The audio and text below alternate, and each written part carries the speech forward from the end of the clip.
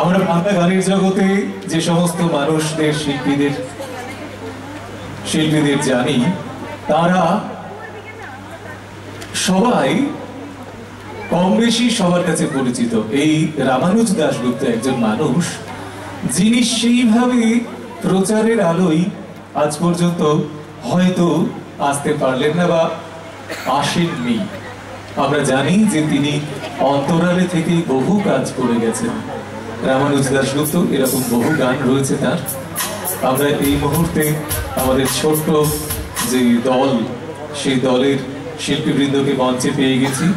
শাহ বলে শোনো শোনো এই দলের টিম রয়েছে, তারা এখন মঞ্চে পরিবেশন করবে।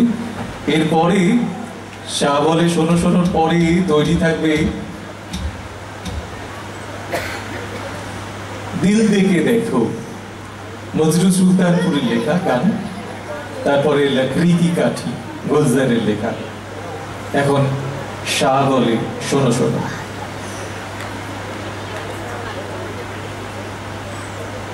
শাহ বলে শোনো শোনো এই গানে অংশগ্রহণ করছেন রিদান পাল, অনিক সরকার, অঙ্কন পাল, স্মিতা শিয়া ঘোষ, চারজনে।